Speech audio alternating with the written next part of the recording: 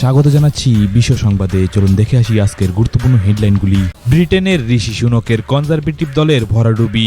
ব্রিটেনের পরবর্তী প্রধানমন্ত্রী হতে চলেছেন লেবার পার্টির কেয়ার স্টারমার। ব্রিটেনে কেয়ার স্টারমারের নেতৃত্বে লেবার পার্টির বিপুল ভোটে জিতে ক্ষমতায় আসতে চলেছে।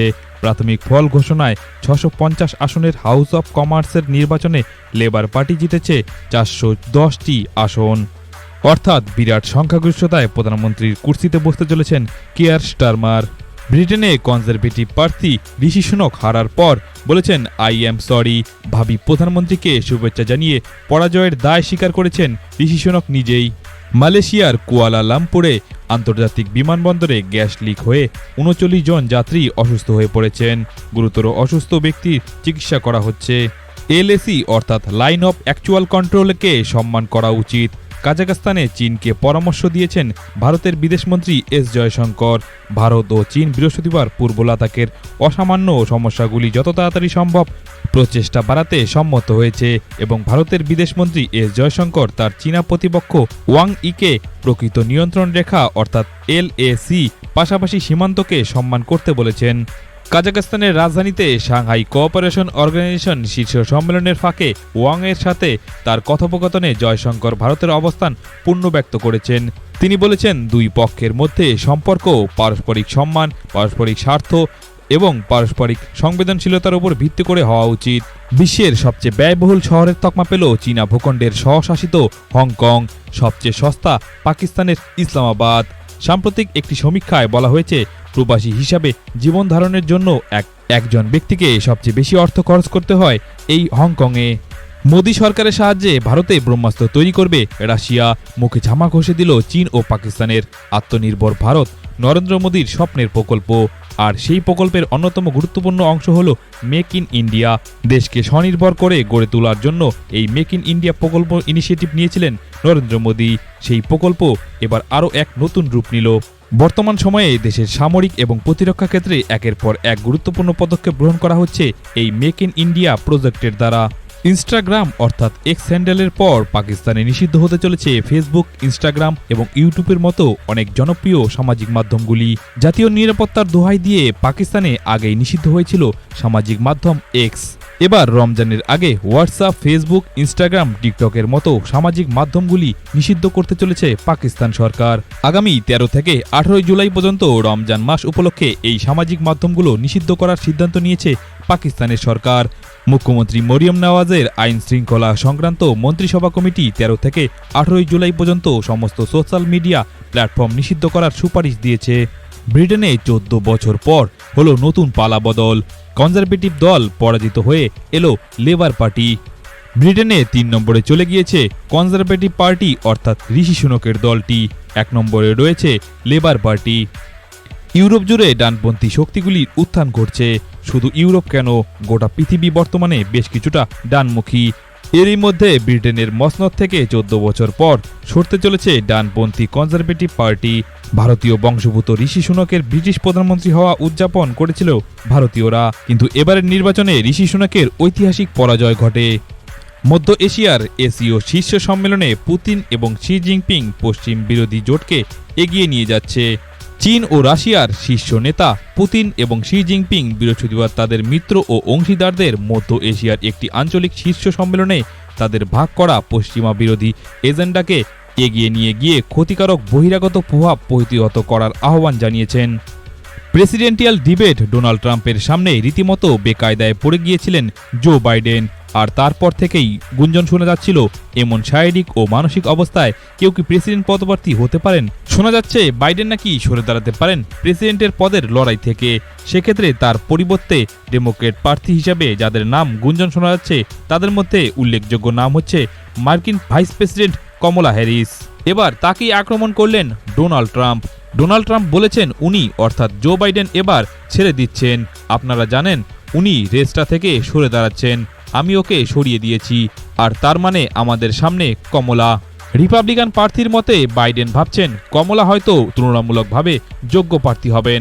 এরপরই তার কটাক্ষ, উনি খুবই খারাপ, একেবারে হতাশাজনক, এমনই মন্তব্য করেছেন Donald Trump.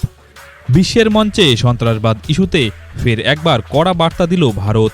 Shanghai cooperation organisation অর্থাৎ এসসিওর বৈঠকে যোগ দিয়েছেন ভারতের বিদেশমন্ত্রী এস জয়শঙ্কর।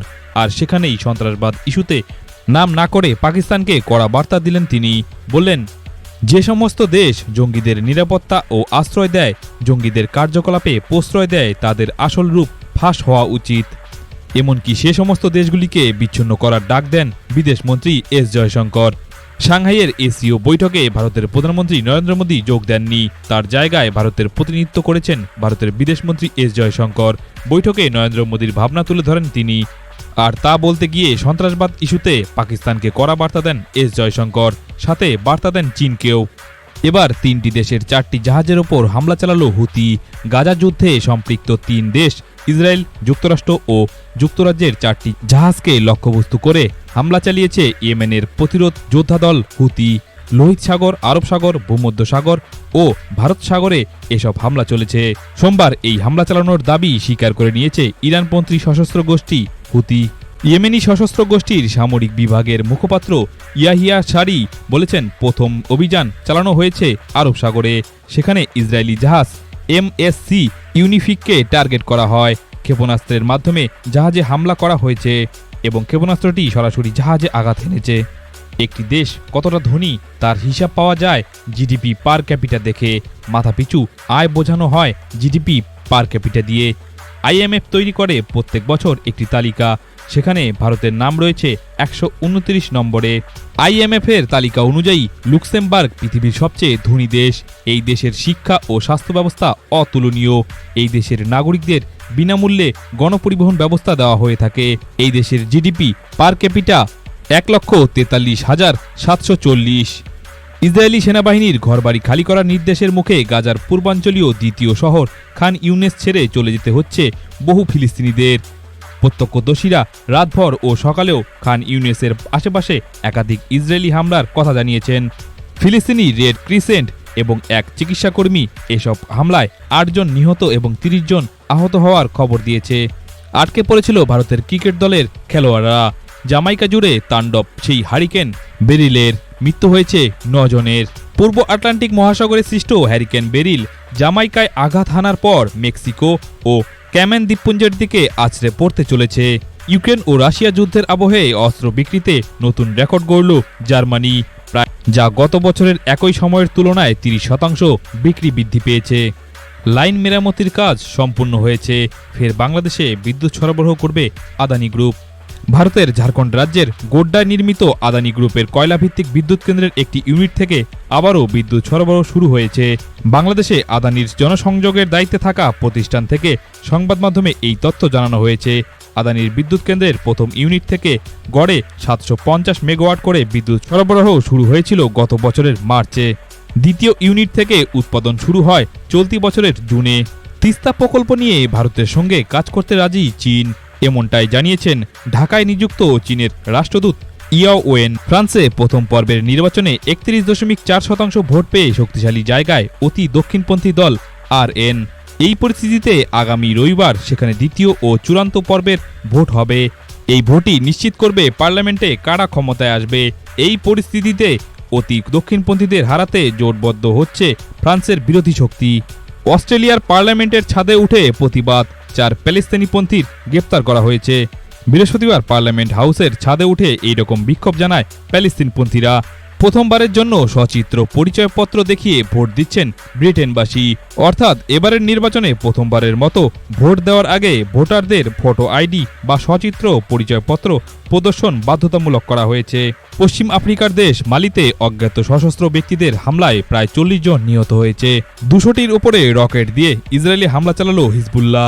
ইসরায়েলের হামলায় লেবাননের শক্তিশালী সশস্ত্র গোষ্ঠী হিজবুল্লাহর এক শীর্ষ কমান্ডর নিহত হওয়ার প্রতিবাদে ইসরায়েলকে লক্ষ্য করে 200টি কাতিউষা রকেট ছুড়েছে এই সংগঠনটি। গত 9 মাসের ইসরায়েলের হামলায় এখনও পর্যন্ত গোষ্ঠীর 3 জন উচ্চপদস্থ কর্মকর্তা নিহত হয়েছে। মার্কিন প্রেসিডেন্ট জো বাইডেনের গাজা নীতির প্রতিবাদে এ পর্যন্ত 12 জন মার্কিন কর্মকর্তা পদত্যাগ করেছেন।